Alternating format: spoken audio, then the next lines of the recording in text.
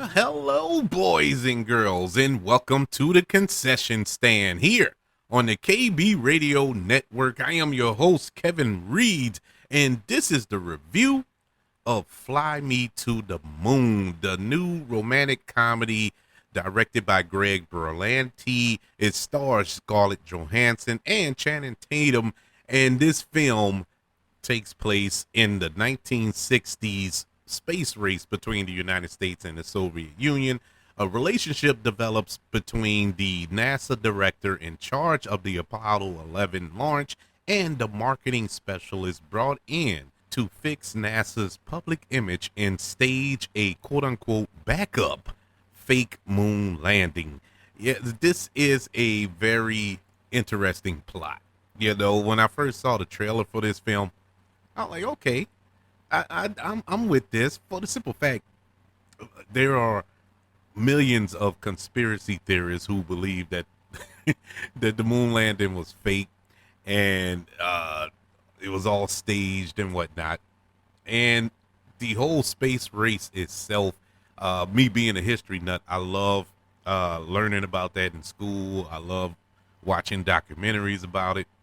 Very interesting time in the world, let alone the United States, during the 60s with this space race. And to have a film like this, or, set around a romantic comedy, okay, I'm with that. We don't get too many romantic comedies, good romantic comedies, I should say, as of late.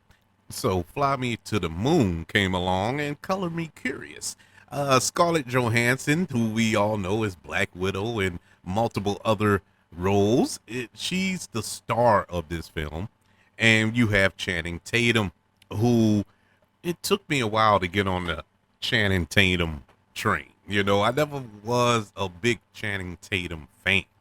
And it really took 21 Jump Street and 22 Jump Street to really get me on board with Channing Tatum. And even after that, it was still a struggle because Channing Tatum kind of has one gear to me. And then I saw that film, oh man, Foxcatcher, I think it was, more serious film. He was really good in that movie. And that kind of brought me around on him. But as far as comedies are concerned, it really was the Jump Street films that I really enjoyed him in, and really nothing else up to that point. And then he starred alongside Sandra Bullock in The Lost City, I think the name of it was, and that was really good. Really loved him in that. He pops up either in cameos or in small roles in other films, and he really knocks those cameos out the park. He was had a cameo in Free Guy that was funny, a cameo in Bullet Train that was pretty funny. Just small doses of them, and I thought that was a smart move, professionally by him. So him starring along Scarlett Johansson, I wanted to see how their chemistry would work here, and it works. It works. I love the chemistry between these two actors. Really what drove the movie forward, and it needed to, because it's a romantic comedy. If that doesn't work, none of this film works. The space race, the 1960s feel of the film was spot on to me. It felt like I was watching an old 1960s film from that era. It just had that flavor, that feel. The speech patterns and the color palettes and all that, it just worked. Greg Berlanti, who directed this film, I think did an excellent job, and it was kind of a surprise because this was the one thing that I was hesitant about with this film was Greg Berlanti. Not that he's a bad director. I haven't seen anything that he directed as far as feature film wise, but he's responsible for the Arrowverse on the CW. Arrow, Flash, Supergirl, and all those DC heroes shows that was on the CW for like 10, 15 years, or however long it was, just dominated that network. He was the showrunner on all of those shows.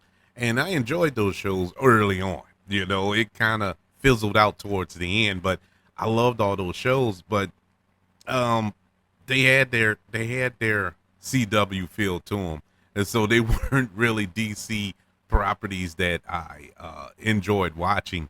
But at the time, what else did I have? But he was also responsible for one of the worst comic book films ever made, and that was Green Lantern that starred Ryan Reynolds. He wrote that, or was one of the writers on that film, and the less said about that, the better. But it was kind of a change here, from him going to comic book properties to this, to this type of film.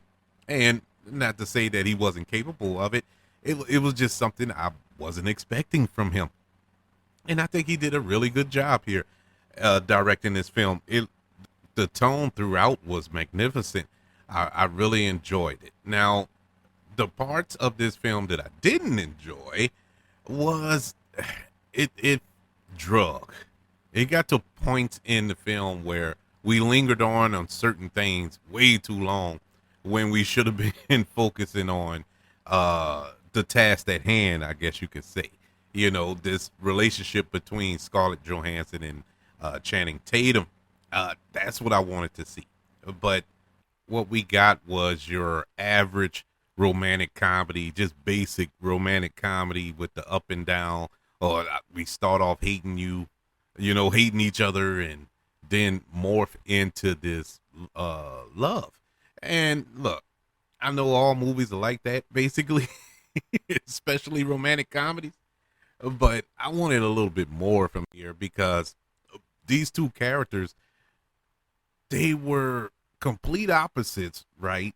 But at the same time, and this has nothing to do with Scarlett Johansson and Channing Tatum. It's the way that their characters were written. And so I'm not faulting them. But it was uneven. I really don't know why they fell for each other, early on, why they even considered it. Their first meeting was so abruptly awkward and weird, because Channing Tatum's character just blurted out, "Oh, you're the most beautiful woman I've ever seen. I just want to talk to you for hours and all this here." You literally just met her 5 minutes ago. It wasn't even 5 minutes. It was like a minute ago, and all of a sudden you ready to bear her children. It was just weird. But once they got to NASA, I did like the back and forth between them, but it was just an uneven type of thing that kind of threw me off in the beginning of the movie.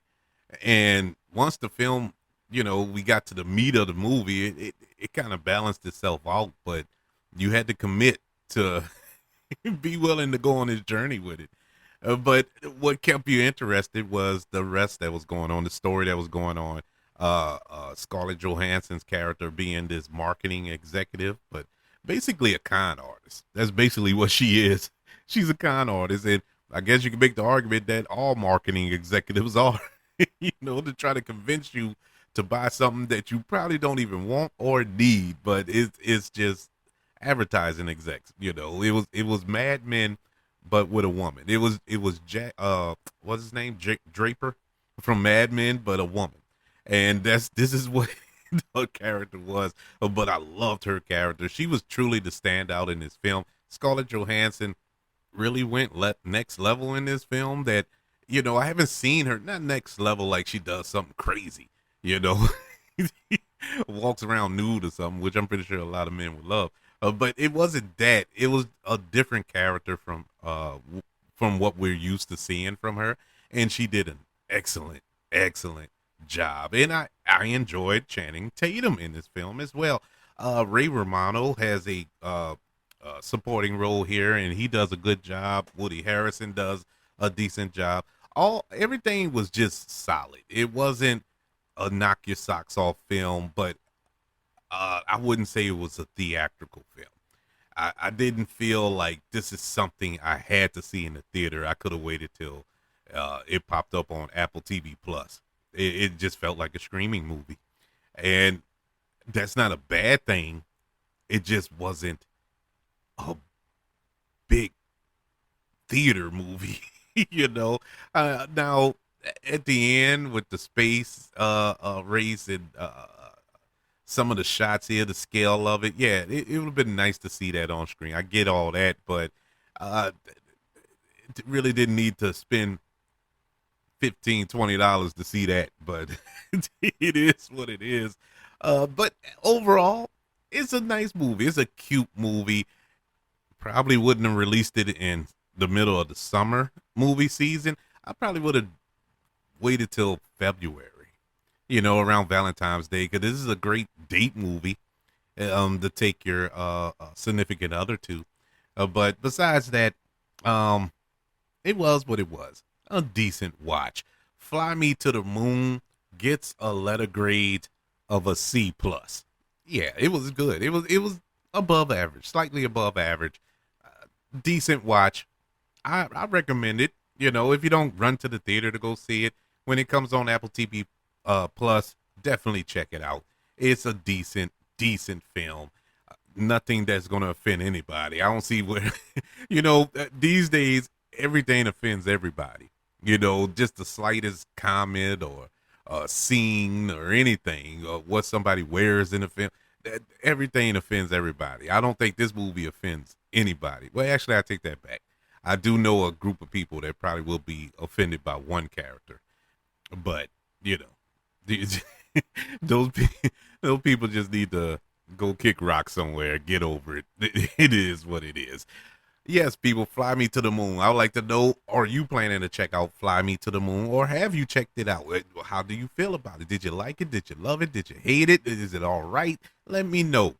Email the show, kbradiopodcast@gmail.com. You can also look up the show on all social media platforms. Just search for the KB Radio Network. Also, subscribe to the KB Radio Network channel on YouTube and like this video if you don't mind. Don't forget about the 5 stars and the reviews and sharing this show if you're listening on Apple Podcasts, Spotify, iHeartRadio, wherever you are currently listening to the concession stand here on the KB Radio Network. Everybody, thank you for joining me for this review of Fly Me to the Moon. Want you all to know that I love you, continue to love everyone, and until we speak again, you all be blessed.